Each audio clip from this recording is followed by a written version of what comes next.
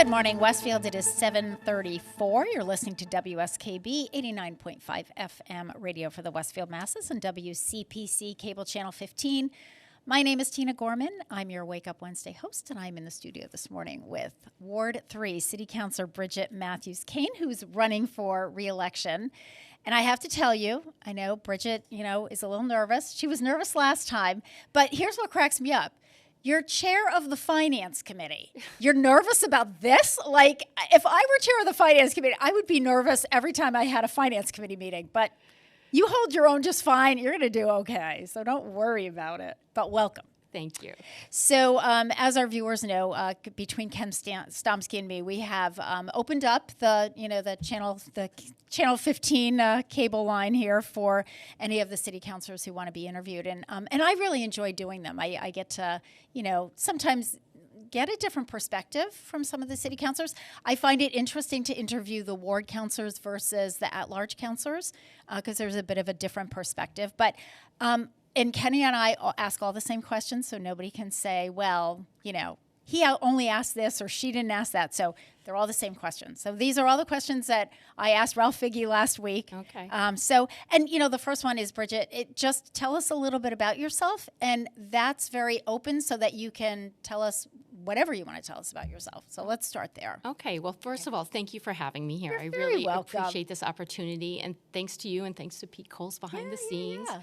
So I Happy to appreciate do this opportunity. The question was, tell me a little about yourself. Yeah. So I'm Bridget Matthews-Kane. I've had the honor of serving as the Ward 3 City Councilor for the past 2 terms, which is 4 years. I'm running for my 3rd term. Time flies, right? It does fly. I It's can't believe amazing. that. Okay. And I'm someone, I grew up in Westfield. I was born at Noble Hospital, went to St. Mary's Elementary and graduated from Westfield High School. And during my my college years, I did move away. But I'm married to my high school sweetheart. And when we had our first kid, we were talking about, okay, where are we going to settle down? And we said, let's move back to Westfield. And we're really thrilled that we made that decision. So Now, where did you meet? Did you know each other where's he from? he's from Westfield. He's from Westfield. Did you know each other before? Well, yeah, you said high school sweetheart. Yeah, we started dating when we were 15, actually. And dated all through college? No. Yeah, no. Well, come on, Bridget. Let's get into the juicy stuff. So, Just we kidding. did break up and we were seriously dating other people. Yeah. But then at the end of college, we got together again. There you always go. kind of carried the torch for him. So. Listen, I have a similar story, so we're right there together. I also married not my high school sweetheart. It was actually like my high school best friend. I used to tell him, why won't so-and-so date me? I'd really like to, So yeah, he would help set up dates for me. That's how Gary and I started that relationship. That's a sweet story. Yeah, it is. All right. So children, you mentioned children. Yep. I have 4 children. Okay. One just graduated college. One's in college. One's in high school. One's an 8th grader at Westfield Middle School. So. Amazing. Okay. So I'm going to start in with some of the political questions. Mm-hmm. So here's your first question, politically. So roads, schools, public safety, all important. How can cuts be made now that elementary and secondary school emergency relief, or the ESSER funds, and the American Rescue Plan Act, or the ARPA funds, are no longer available? So how do you deal with the roads, the schools, and the public safety? Okay, so we've received a lot of money through the federal government because of COVID. The ESSER funds go towards our schools. Yeah.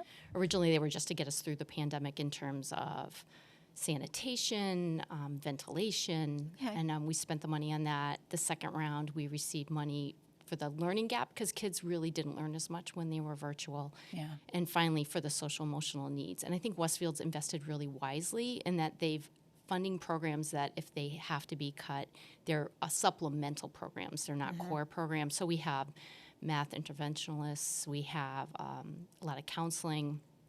And so ESSER is going to be going away. Mm-hmm. Maybe the most major thing is we have a virtual high school that takes up a lot of money. The superintendent's saying it will pay for itself because some of these kids might go out of district without the program. Mm-hmm. But that's probably the most expensive thing we have right now. But it's important to remember, City Council doesn't really have significant control over how the school spends its money. These decisions about this ESSER cliff are going to be made more between the mayor, the superintendent, and the school committee.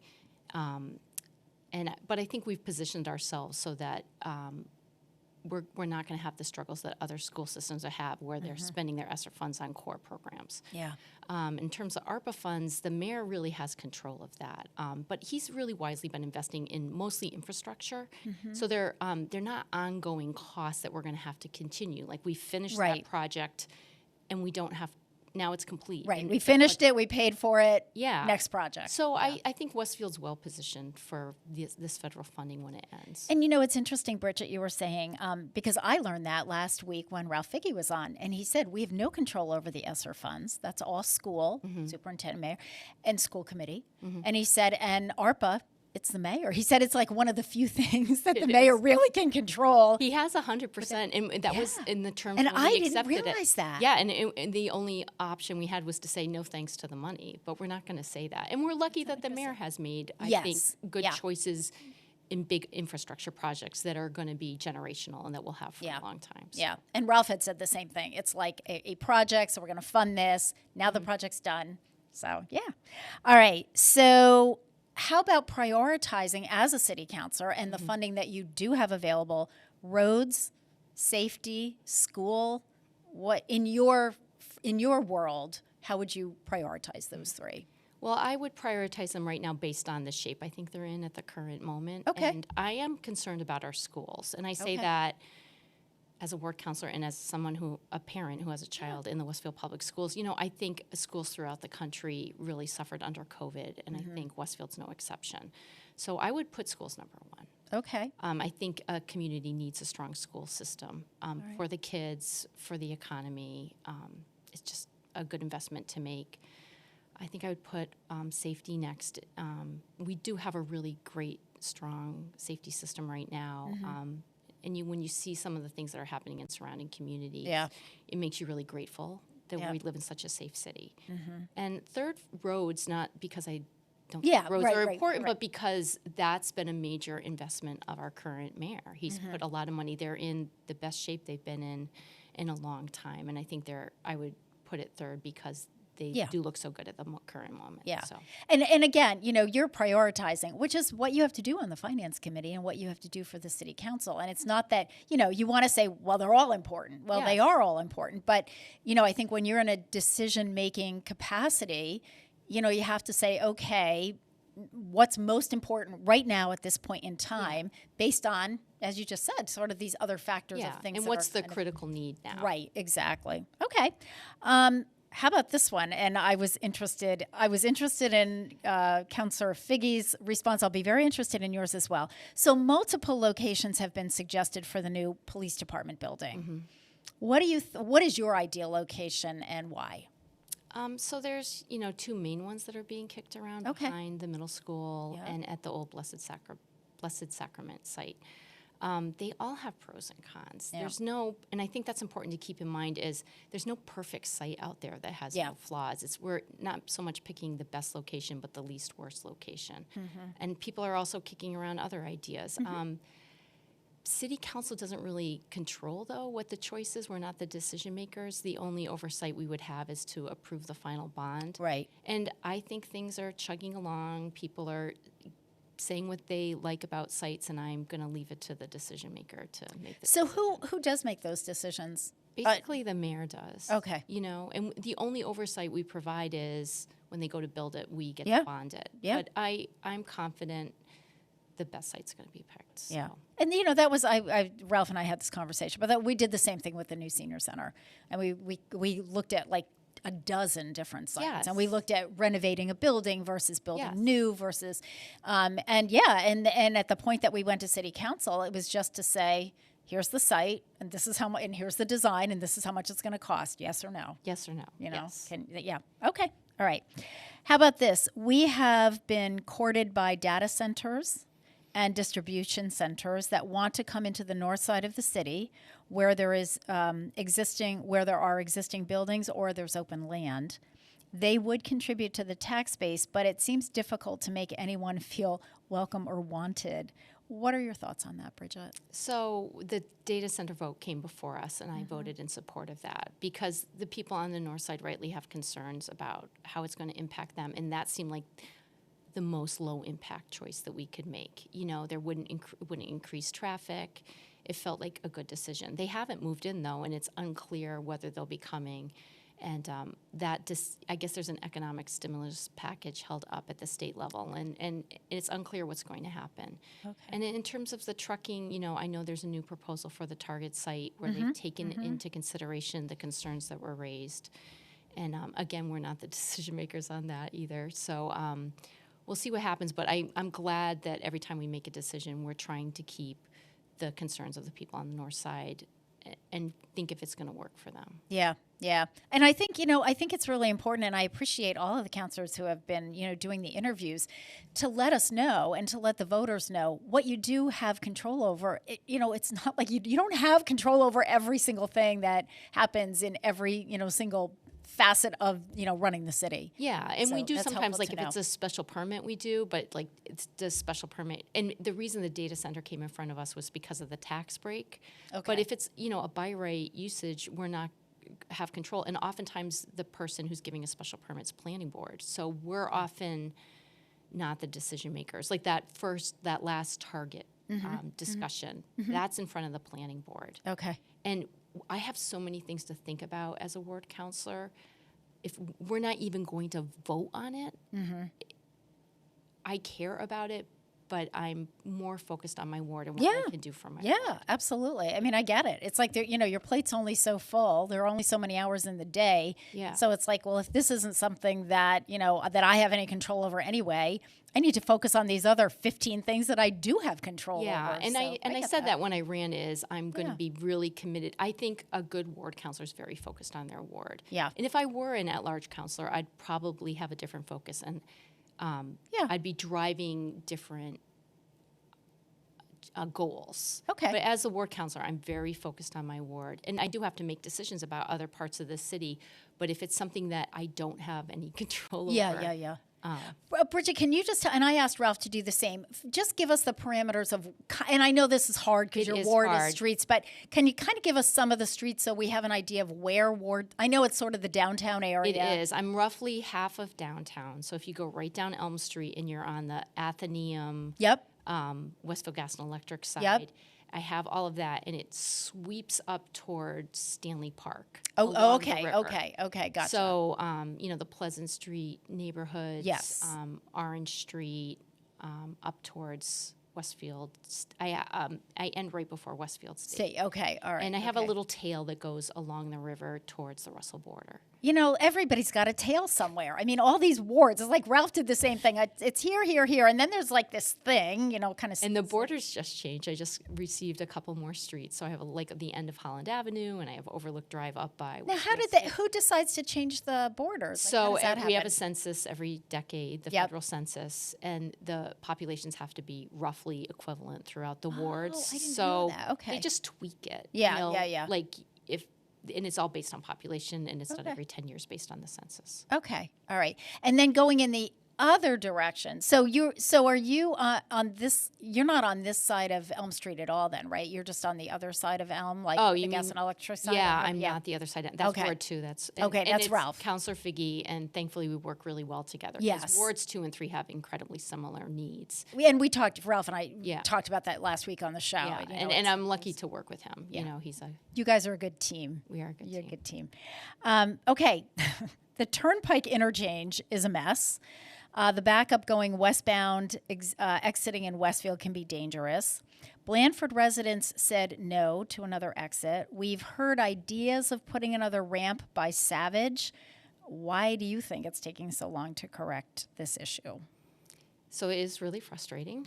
I'm particularly frustrated that we don't have the interchange up in the hill towns Yeah. because that traffic drives through my ward. Yeah. And my residents complain to me about it. And I hope next time the state looks at this, they think about the needs of the residents in Westfield as much as they think about the needs of the residents in Blandford. Because their peace and quiet comes at our expense, especially Yes. in my ward, because that's right where we drive through. Yeah. And in terms of the changes right now at the exit that's there in Westfield, it's going to take some time. I know it's one of the mayor's priorities, but we have to work. We can't just make these decisions together. We have to make it hand in hand with the state.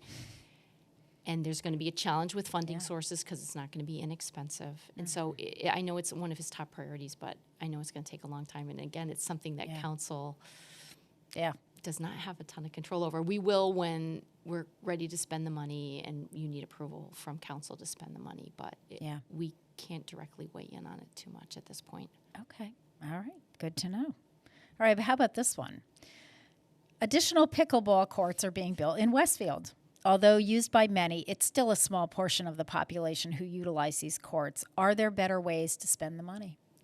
So I'm for spending money on the pickleball courts. They're in my ward, so they're actually right near here. Yep, there you go. My husband and I walk by here all the time, and they're always packed. Yeah. They're full of people. So to me, the question isn't, should we be spending it on pickleball? I've been fighting to make sure we're not spending it on pickleball to the exclusion of the other needs in the recreational needs in our community. Yep. Okay. So I've been fighting really hard to get the basketball courts at the municipal playground redone, because if you go see them, they're all cracked and worn. I'm also fighting to make sure that the spray park is up and running, because there's a very vocal group of people who like pickleball and they're organized, and people who use the spray park or the basketball courts.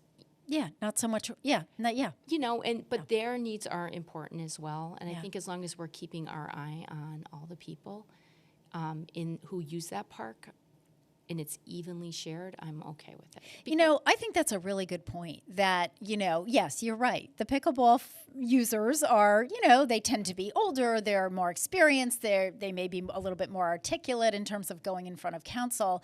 But you're right. The spray park, I know that's used like for the summer camps, that the city has, Adventure Zone and, things like that. And you're right. And, little kids are not going to organize and say, we want our spray park working well. Yeah, and that's something I used when my kids were young. And as the weather gets hot, that's a really great thing to have. And we want to make sure.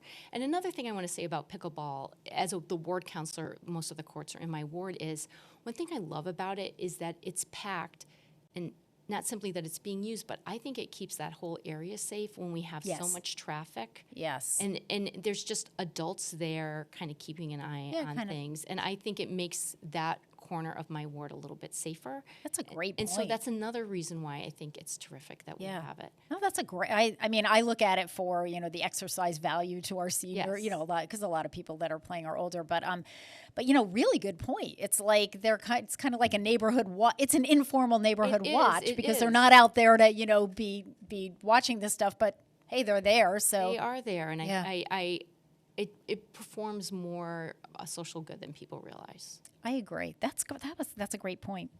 All right. This one I love because it's different for every person that Ken and I ask this question to. What is your hot button issue? So there's so many. Okay. But that's okay. I guess I'd like to talk about a real hot button issue for me where I accomplished a lot about it this past term.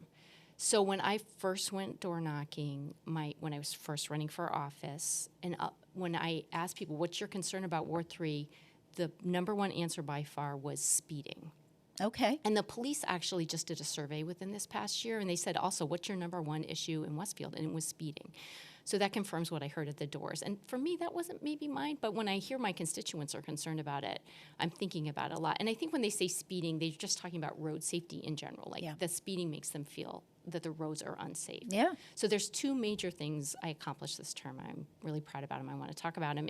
Go for it. One is I really wanted complete streets in our community. It's a state program where we look at how the streets right now are kind of designed for cars, and they're not so much designed for pedestrians, bicyclists, people in wheelchairs, people in skateboards, and this would bring in a lot of state money to make our roads safer for those users. And from the senior center, I do. Seniors, our last 3 pedestrian deaths were senior citizens in crosswalks. Yep. And that's a tragedy. Yeah. And if we have a way of fixing that, we should do that. Yeah. So I'm really pleased that Complete Streets, we passed it in council. We received a grant to do a study. We've completed the study. We have 10 places that either the traffic data says is unsafe or constituents said is unsafe, and now we're going to start applying to fix those. That's awesome. And then the other thing I worked on that we accomplished this term is, speeding was an issue. There was one street in particular where I had a lot of complaints. It's Grand Street, which is behind Grandmother's Garden. Yep, I know exactly where it is. And so, because I had a senior who lived on that street. yeah, and we put up a sign that the speed limit was 25 miles an hour. It turns out it was 30. And I thought, how is that possible? And it turns out there's a state law that if it's longer than a quarter of a mile, the speed limit was 30. Okay. And this was a quarter of a mile and 2 or 3 feet. Yeah, I was going to say in change, in inches. And change. And driving 30 miles an hour on that road, I thought, I'm going to see. It felt incredibly unsafe. It's a bad speed limit. And that's true for a lot of my dense downtown neighborhoods. Yeah. The speed limit's 30, and I felt like it's very unsafe. And doing some research, I found out there was this 2016 law, the Massachusetts Municipal Act that Charlie Baker passed, and where he basically went to all the cities and towns and said, what do you think are the dumbest rules that we have in the Commonwealth? And they made a list of all these state laws that made life difficult for cities and towns, and they changed them, and this was one of them. And so it gave cities more control over the speed limits in their borders, where if it was thickly settled or business district, you could drop the speed limit to 25 without having to jump through a ton of hoops. Right. And once I found that out, so I made a motion. I am all about this. With the fellow counselors who have the dense downtown neighborhoods. Yep. Because that was my priority, Yeah. mostly as a ward counselor, but when we sent it to traffic, they said this would be good for all the thickly settled districts. So we just did the second reading and passed it.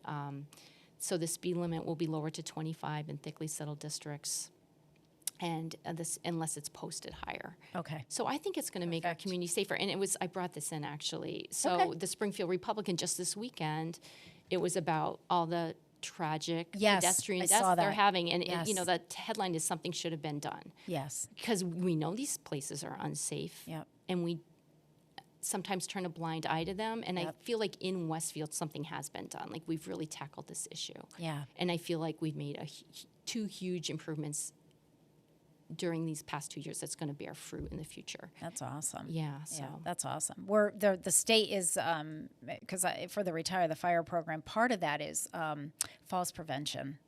And we've been doing a lot of that. And that is one, and falls for seniors outdoors, that is a hospitalization, a broken hip, a nursing home placement. I mean, you don't realize what the trickle down is, and how we want to be proactive. Exactly. We want to address it before there's an accident. Exactly. Because I pulled all the data, and I hope I get my numbers right, but it was from 2000 to 2020. There's roughly 21 major, I mean, depends how you define major, but 21 accidents that were worth the police writing a report about. Yeah.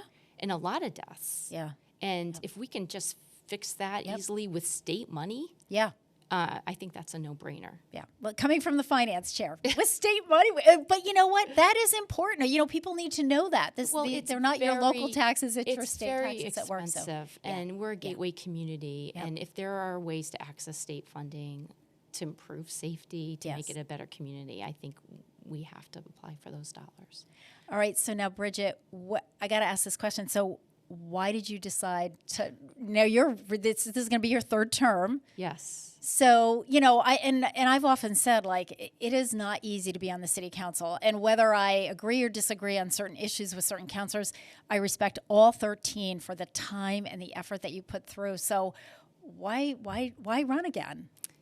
So I just feel like I'm just getting going. Like I can see what the issues are. I can see a solution that's within the parameters of what we have control over as city council, and I just go for it. So sometimes there are things that we actually vote on in council, and there's other things that you can advocate for. But I've accomplished so much this past term. It's just been fun, between the road safety issue I just talked about. We extended the demolition delay for the historic homes in our community. And as most of the historic homes are in the downtown district, I think that's really going to keep the vibrant historic neighborhoods that we love.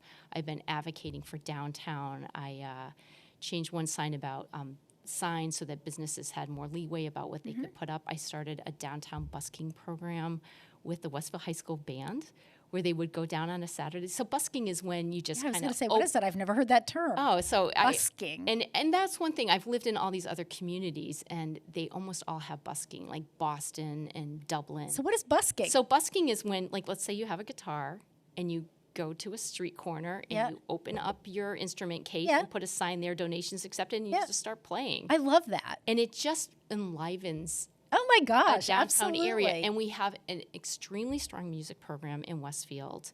And it's also a chance for these kids to raise funds for their field trips. Yep. And it really, I think, enlivens the downtown. Oh my gosh, And absolutely. yeah, so I think when you're trying to come up with good solutions, you want to think about, like, what are Westfield's strengths and how Yes. can I capitalize on them? So Yeah. we have the strong music program. You know, teenagers need to volunteer. They actually get to count it as their volunteer Yeah, hours for yeah. Triple M. Absolutely. And they actually just restarted it this year. They started it at Pumpkin Fest, but they're hoping to move downtown. yeah. So that's like, it's just fun and exciting to kind of get these I programs love started. that. Yeah. I love that. So we've really seen like many different the many faces of Bridget Matthews Kane. I mean, sort of that, the streets and the speed limit and all that, but also this sort of fun and creative and art and how can we, and of course it's multi-generational because you got all kinds of people walking downtown. You have little children, you have older people, and to bring those high school kids. I love that. All right, so I don't get yelled at by Kenny. So I'm going to wrap this up because we have this exact time frame. Yes, So I didn't give you understand. one more second than I gave anybody else. Bridget Matthews Kane, your final thoughts? You got about 15 seconds, 30 seconds. Well, for those of you out there who are in Ward 3, I'd really appreciate your vote. I love working for the ward. I love trying to preserve its vibrant, wonderful community, and thank you for allowing me to serve as your city councilor. I couldn't have said it better myself. You are listening to 89.5 WSKB and WCPC Cable Channel 15. This interview has been with Ward 3 City Councilor Bridget Matthews Kane, who is running for re-election. My final words are, I just want to remind everyone, as I did at the beginning of the show, we're very excited. We have our ribbon cutting and our open house today for our second floor renovation project. So hopefully we'll have lots of people there. Senator Vila should be there, Mayor McCabe. Hopefully most of the city councilors will be there. But we're excited to show off our new digs. Have a great week. I will be back next week with Dr. Akinyele Lovelace and two more city councilors who are running for election this year. We'll be back. Underwriting is brought to you by Boise Cascade Distribution.